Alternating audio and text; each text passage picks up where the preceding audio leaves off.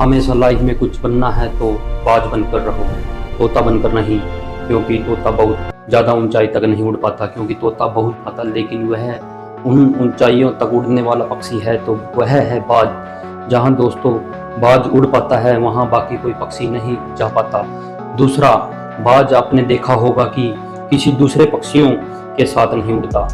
दूसरी बात, बाकी पक्षियों का राजा भी होता है, कम बोलता है और कम बोलता है, इसलिए दोस्तों कम बोलना सीख लो। आज मैं जिंदगी के आपको 5 ऐसे रूल बताऊंगा जो आपको सीखने चाहिए। पहला रूल, बाज अगर उड़ेगा तो बाज के साथ ही उड़ेगा, बाकी पक्षियों के साथ नहीं उड़ेगा। इसमें हमें यह सीख मिलती है कि छोटी सोच वालों के साथ दूरियां बना लो, छोटी सोच वालों के साथ दूरियां बना लो और उनसे दूर रहो, चाहे अकेले रहो, क्योंकि यही समय होता है जो आप अपने अंदर के इंसान को पहचान पाओगे। और रूल नंबर 2, आपने देखा होगा बाज अपना लक्ष्य क्लियर रखता है कि बाज की नज़र ऐसी होती है, वह तकरीबन 5 से 7 किलोमीटर की दूरी से भी अपने शिकार पर पहचान करने में, उस पर पकड़ बनाने में सक्सेस है। अपना लक्ष्य क्लियर रखो, इससे हमें यह सीख मिलती है। और बाज हमें ये ऐसी चीज़ें सिखाता है हमें। वह अगर एक बार अपने शिकार की तरफ निकल गया तो एक बार निकल लेता है तो उसको फिर छोड़ता नहीं। एक तरफ आप भी जो डिसाइड करते हो, अपना लक्ष्य डिसाइड करते हो, अपना गोल बनाते हो, तो उसको क्लियर करके उसको हासिल करने के बाद ही पीछे मुड़कर देखना, उससे पहले आपने मुड़ना ही नहीं है। रूल नंबर 3, बाज कभी भी मरे हुए जानवरों को नहीं खाता। बाज कभी भी मरे हुए जानवरों को नहीं खाता। बाज हमेशा जिंदा शिकार को मारता है।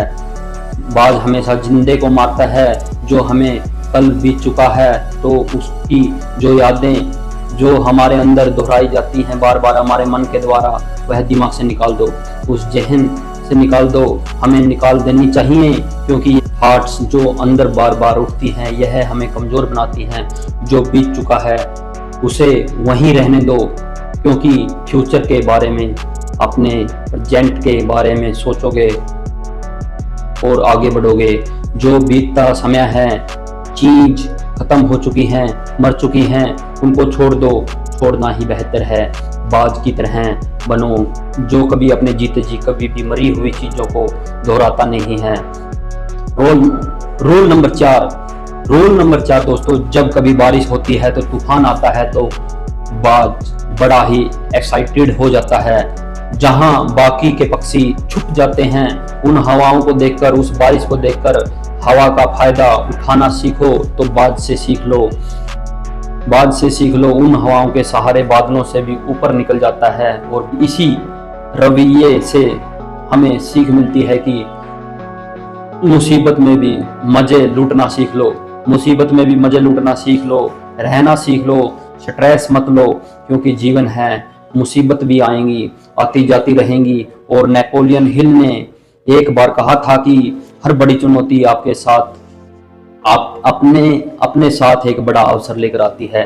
इसलिए उस बाज की तरह आपको भी अपने अवसरों की पहचान करना सीखना चाहिए। तब सारी कठिनाइयाँ आपके अधीन होती चली जाएंगी और आप उन कठिनाइयों से पार लगा लोगे, आपकी नैया पार हो जाएगी। दोस्तों, रूल नंबर 5, बाज हमेशा अपने घोंसले में से सॉफ्ट घास को निकाल देता है और नुकीली घास रखता है क्योंकि उसके बच्चे कंफर्टेबल हो गए तो वह वहीं रह जाएंगे, वहीं रहना पसंद करेंगे। क्योंकि बाज जानता है सॉफ्ट जोन से कभी भी बच्चों की ग्रोथ अच्छी नहीं होती। सॉफ्ट जोन में कभी भी बच्चों की अच्छी ग्रोथ नहीं होती। हम तो फिर भी इंसान हैं और इंसान होने के बावजूद भी कुछ लोग समझते नहीं। वह अपने बच्चों को इतना सर पर बैठा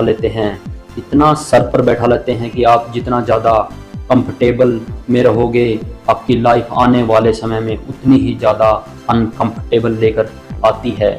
यह जान लो, आप जितना ज़्यादा कंफर्टेबल में रहोगे, आपकी लाइफ आने वाले समय में अनकंफर्टेबल को इतना ज़्यादा बढ़ा चढ़ा कर लेकर आएगी। धन्यवाद दोस्तों, मिलते हैं अगले वीडियो में। कमेंट करें, लाइक करना ना भूलें और चैनल को सब्सक्राइब करना ना भूलें। मिलते हैं किसी अगली वीडियो में, तब तक के लिए जय हिंद दोस्तों।